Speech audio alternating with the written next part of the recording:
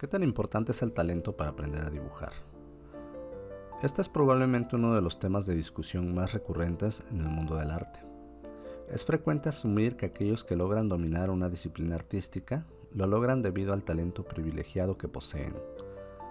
No solo eso, también con frecuencia se da por hecho que sin talento es simplemente imposible llegar a ser lo suficientemente bueno. Pero en primer lugar, ¿qué es eso a lo que la gente le llama talento? Por talento entenderemos aquella predisposición o facilidad que las personas presentan para aprender algo en particular. Como muchas personas habrán notado, existe gente para quienes aprender a dibujar es relativamente fácil. Aprenden más rápido que el resto de la gente y no requieren de mucha práctica para desarrollar su habilidad. El talento es real y definitivamente representa una ventaja para quienes lo poseen. Este llamado talento depende en gran medida de nuestros genes y nuestras estructuras neurológicas. Estos dos factores hacen que para algunas personas sea más sencillo hacer ciertas cosas y en cierto sentido todos contamos con talentos natos. Es decir, todos tenemos una predisposición para aprender alguna cosa con más facilidad. Sin embargo, no se requiere de un talento excepcional para lograr desarrollar una habilidad a un nivel magistral. Conozco varias personas que a pesar de contar con algún talento natural, no logran desarrollarlo, y esto tiene que ver con otros factores, siendo el más importante de ellos la práctica. Cuando hablé sobre este tema en mi cuenta de TikTok, rápidamente empecé a recibir comentarios de personas que decían aprender sin necesidad de practicar. Esta no es la primera vez que escucho cosas similares, y cada vez que lo he escuchado siempre me ha parecido algo intrigante. He tenido la oportunidad de ver la habilidad de algunas personas que afirman aprender sin necesidad de práctica, y siempre me encuentro con lo mismo, que es totalmente falso. ¿Qué es lo que normalmente encuentro? Casi siempre veo que su nivel de habilidad es decente, sin llegar a ser magistral.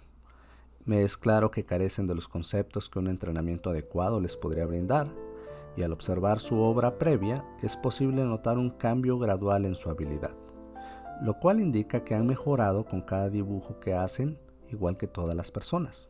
Lo que es diferente en los casos de la gente que cree que aprende sin necesidad de práctica es que requirieron muchos menos intentos que el resto para mejorar. Pero eso no quiere decir que ya supieran todo desde el principio.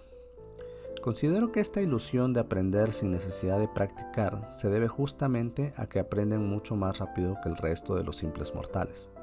Pero invariablemente es posible ver una mejora gradual en cada intento. Es decir, aun cuando tengan talento, requieren práctica. En una ocasión mi maestro comentaba sobre el tiempo que le puede tomar a los estudiantes llegar a desarrollar su habilidad en el dibujo a un nivel magistral. Él tiene más de 30 años de experiencia como artista y ha educado a varias generaciones de artistas jóvenes en su atelier. Comentaba que el tiempo que puede tomar este proceso es muy variable y que efectivamente depende tanto del talento como de la práctica. Decía que una persona con un talento excepcional y mucha práctica podía llegar a un nivel magistral en un tiempo récord de 2 años y medio a 3 años, pero que estos casos eran en realidad bastante raros y que la mayoría les podía tomar 4 años de práctica bien enfocada, y que en algunos pocos casos, que en personas que tenían más dificultades, les tomaba hasta 5 años o tal vez un poco más. Obviamente esto no es una regla exacta, pero que en general esos eran los tiempos promedios. Cabe señalar que en ningún momento mencionó a nadie que pudiera llegar a ese nivel de maestría sin necesidad de práctica.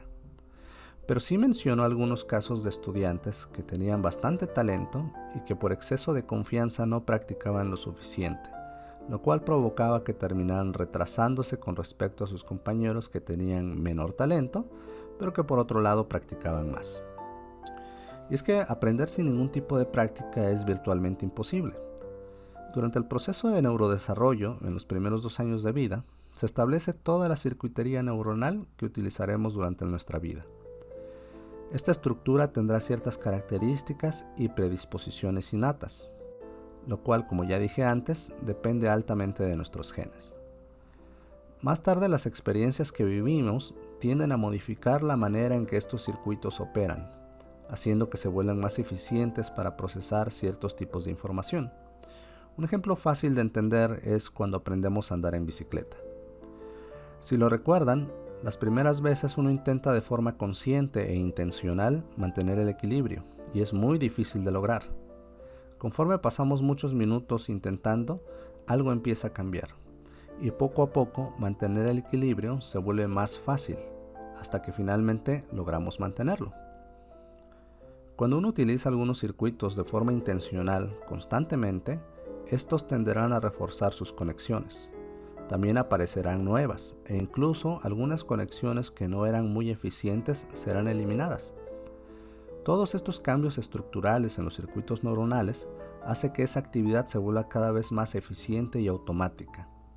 Es debido a este proceso que luego de varios intentos podemos andar en bicicleta prácticamente sin ningún esfuerzo o sin siquiera pensarlo conscientemente como al principio, es como si nos saliera completamente natural. Este proceso que acabo de describir ocurre para prácticamente cualquier cosa que uno aprende. Cada que uno lleva a cabo una actividad y si ésta se repite varias veces, los circuitos neuronales que están involucrados en esta actividad tenderán a eficientarse con cada intento. El caso del dibujo y la pintura no son diferentes. Se han realizado estudios en personas que han practicado artes visuales por años y lo que se ha encontrado es que su corteza visual tiende a ser ligeramente más densa que el resto de la gente. Al parecer porque utilizan esa área de una forma más intensiva que los que no son artistas. Es también común escuchar que los artistas experimentados reportan que la manera en que ven y observan la realidad cambia gradualmente conforme mejoran, y eso es algo que yo mismo he experimentado. Ahora cuando observo un retrato o un rostro humano, puedo diferenciar tonalidades que antes simplemente no podía percibir. Recuerdo que cuando recién iniciaba, percibía toda la sombra en una misma tonalidad. Y conforme fui mejorando, empecé a notar cambios sutiles en su intensidad, y que son muy importantes al momento de indicar la forma tridimensional en un rostro humano. Como pueden notar, tanto el talento como la práctica tienen un impacto directo sobre qué tan rápido aprendes. Pero al parecer, el factor determinante sigue siendo la humilde práctica. Ahora bien, aquí hay que aclarar una cosa, no toda la práctica es igual. No basta solo con dibujar para llegar a ser bueno. No me malentiendan, simplemente dibujando definitivamente mejorarás, pero es probable que en algún momento te estanques sin poder identificar por qué sucede esto. Y lo más probable es que se deba a que no estás practicando de manera sistemática. ¿A qué me refiero con esto de práctica sistemática? Por práctica sistemática debemos entender un estilo de práctica que se enfoca en sanear las deficiencias de nuestra técnica. Es decir, se intenta trabajar sobre algo en específico en cada estudio. Por ejemplo, yo al inicio hice muchos estudios de ojos, narices, orejas y bocas, antes de siquiera intentar hacer un retrato. Al enfocar de esta manera mi práctica, logré desarrollar los fundamentos que necesitaba para después poder intentar hacer un retrato terminado. Cuando finalmente me sentí seguro de mi habilidad, avancé al siguiente paso, el cual consiste en hacer sketches o bocetos. En esta fase uno se enfoca más en lograr las proporciones correctas e indicar adecuadamente los planos existentes en el rostro, así como el mapeo de luces y sombras. Hice varios sketches de retratos practicando estos elementos y finalmente después de todo ello es que empecé a intentar terminar los retratos agregando el sombreado. En este momento me encuentro más enfocado en el diseño de la sombra así como el manejo de la luz, el cual siento que aún no logro dominar del todo. Tomará varios intentos más llegar a comprender a profundidad la relación relativa que guardan los diferentes tipos de sombras, así como las transiciones que son necesarias entre ellas. Así que ya lo saben, si quieren mejorar, será necesario que en primer término identifiquen dónde se encuentran sus deficiencias para después practicar sistemáticamente sobre dichas deficiencias. Si les gusta el contenido, no olviden darle like y suscribirse. Por otro lado, si tienen alguna duda o comentario, déjenlo abajo y yo intentaré responder a todos y cada uno de ellos. Un saludo.